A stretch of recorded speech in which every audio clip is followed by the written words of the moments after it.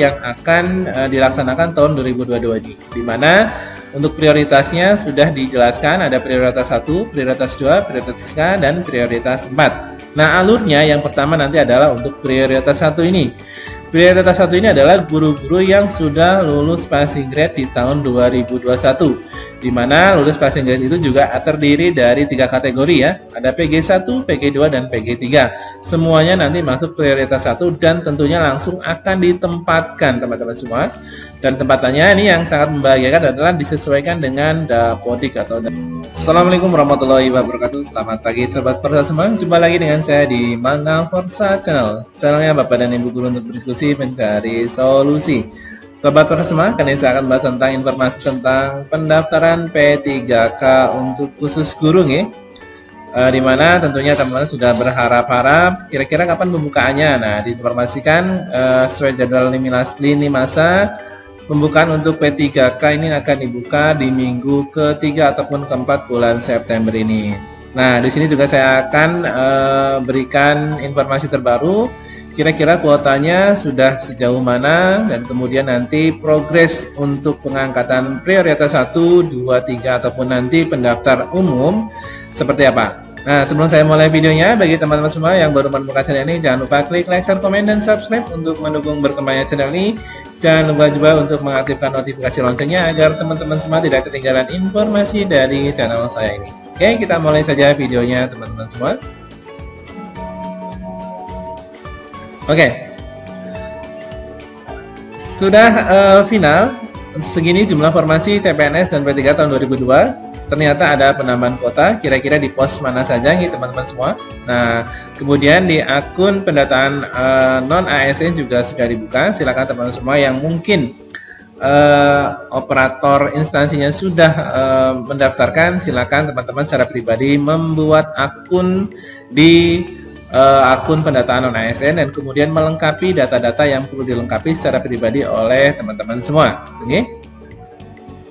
Oke. Nah, ini adalah jadwal seleksi P3K 2022 ya, di mana untuk penetapan keputusan sudah, kemudian coaching kliniknya juga sudah ya, minggu ketiga sampai minggu kedua bulan Juli, sampai untuk rakor transfer naskah soal pun juga sudah di bulan Agustus kemarin, minggu keempat.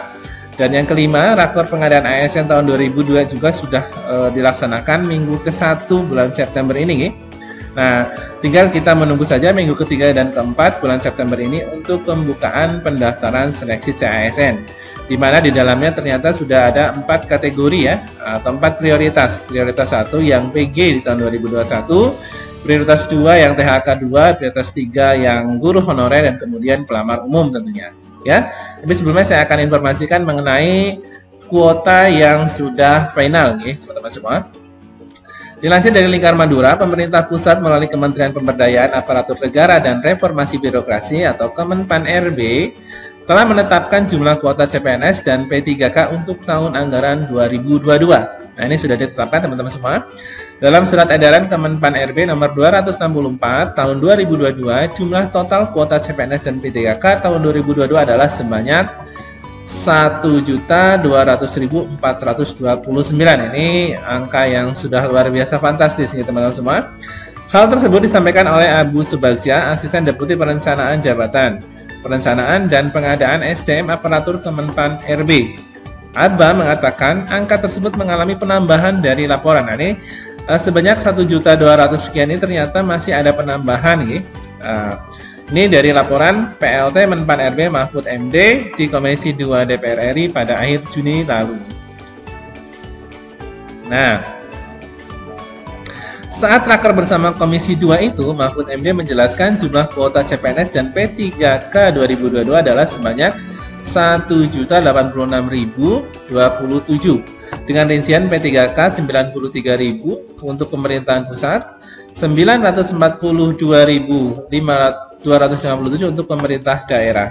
Sementara untuk kuota CPNS, kuota kedinasan 8.941 dan CPNS dan P3K 2002 untuk Papua Barat sebanyak 41.376. Ada penambahan formasi ASN khususnya P3K setelah kami meminta Pemda mengajukan usulan formasi meskipun ada juga yang menolak. Namun, setelah didemo, honorer baru mengajukan usulan. Jelas Abbas Subagja. Dikutip dari Labuan Bajo terkini pikiran rakyat media network. Nah, berikut ini adalah rincian formasi penetapan kebutuhan ASN nasional dari seluruh Indonesia ya, tahun 2022 berdasarkan Kemenpan 264 tahun 2022. Nah, untuk pemerintah pusat ini sebanyak 95.324 dengan rincian untuk guru di pemerintahan pusat itu sebanyak 50.000. Kemudian untuk dosennya 15.000, kemudian nakesnya sebesar 7.000 ya, nakes atau tenaga kesehatannya sebesar 7.000. Kemudian untuk jabatan teknisnya sebanyak 23.324. Ini sungguh sangat fantastis nih. Oke, selanjutnya. Kemudian untuk pemerintah daerah ini sebesar 1.054.276 dengan rincian sebagai berikut. Untuk guru ini sebanyak 758.018. Kemudian tenaga kesehatannya ini sebanyak 255.249. Kemudian jabatan teknisnya sebanyak 41.009. Kemudian sekolah kedinasan atau CPNS sebanyak 8.941. Nah, untuk Pemda ini sebanyak 1 juta lebih nih. Kemudian Papua dan Papua Barat ini sebanyak 12.993 dengan rincian sebagai berikut. P3K dan CPNS Papua ini sebanyak 28.895.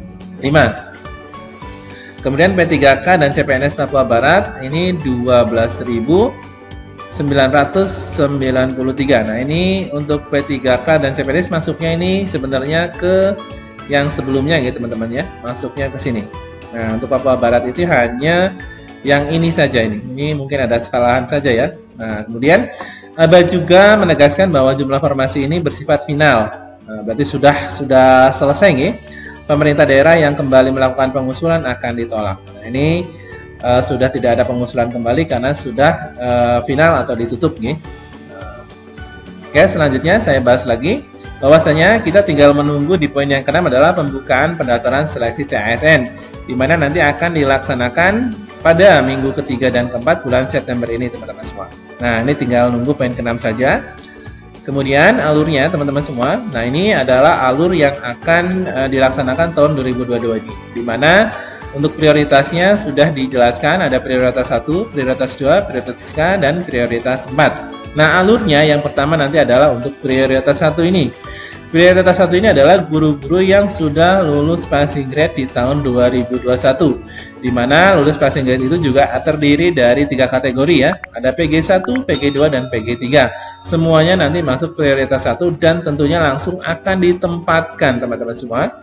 Dan tempatannya ini yang sangat membahagiakan adalah disesuaikan dengan Dapodik atau data pokok pendidikan ya. Mudah-mudahan sih tidak sampai keluar dari wilayah kewenangannya ya, apalagi sampai keluar lintas provinsi. Mudah-mudahan sudah digodok matang oleh Kemenpan RB.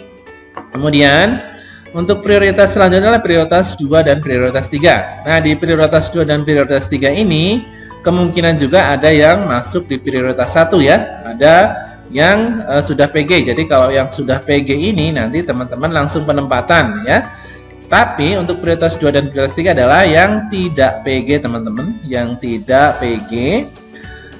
Khususnya untuk prioritas 2 ini adalah THK 2, prioritas 3 adalah sekolah negeri ya, guru honor di sekolah negeri yang di atas 3 tahun.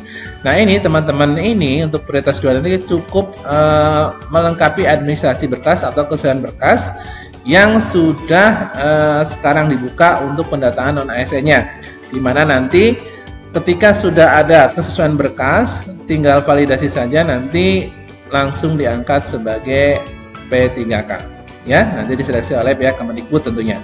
Ini untuk prioritas 2 dan prioritas 3. Nah, ini dikhususkan yang tidak lulus passing grade tentunya ya.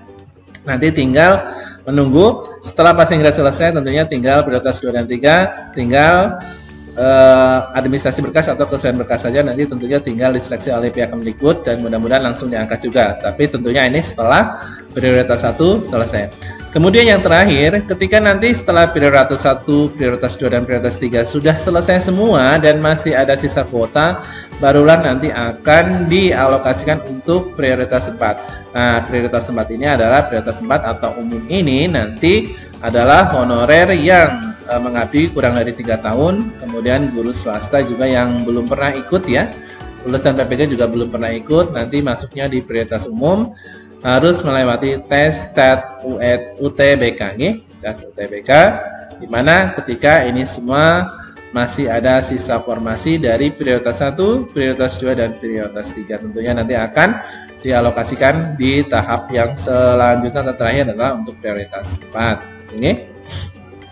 Nah, pertanyaannya, apakah kita harus membuat di akun SSCASN lagi? Nah, ini ada beberapa yang harus membuat atau wajib membuat, ada juga yang tidak perlu membuat, teman-teman semua. Ya. Di sini untuk pelamarnya ada pelamar prioritas 1 ya. Prioritas 1 itu adalah yang lulus passing grade. Ya, di tahun 2021 ini tidak perlu membuat akun karena akunnya sudah ada dan memakai akun yang dulu pernah kita buat ya. Jadi silakan teman-teman semua untuk loginnya, username dan passwordnya silakan ingat-ingat lagi ya. Kalau username biasanya pakai NIK dan passwordnya teman-teman sendiri yang tahu. Ini prioritas 1 berarti tidak perlu buat akun, tidak perlu upload atau update data, tidak perlu teman-teman semua. Kemudian tidak perlu memilih formasi karena nanti sudah ditempatkan. Kita tinggal setuju atau tidak saja.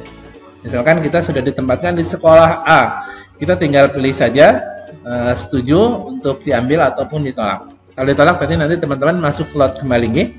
Kemudian pelamar yang telah memiliki akun, artinya pelamar yang mungkin dulu di tahun 2021 sudah pernah memiliki akun, ini tidak perlu membuat akun lagi. Tinggal nanti kalau yang bukan prioritas 1 berarti tinggal upload atau update data saja. Ya, mungkin dulu belum punya sertik, nanti tinggal diperbarui, serdiknya diupload juga di situ. Ya, ini ada kesempatan bagus di sini. Kemudian nanti memilih formasi juga. Ya. Kemudian yang belum memiliki akun, nah ini baru dia harus membuat akun baru nih, karena dia belum pernah memiliki akun.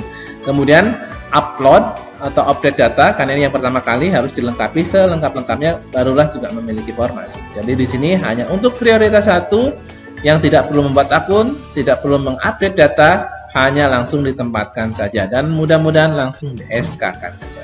Oke, teman-teman semua, mudah-mudahan video ini bisa membantu. Jangan lupa klik like, komen, dan subscribe untuk mendukung berkembangnya channel ini. Jangan lupa juga untuk mengaktifkan tanda loncengnya agar teman-teman semua tidak ketinggalan informasi. Selamat pagi, saya Edi. Assalamualaikum warahmatullahi wabarakatuh.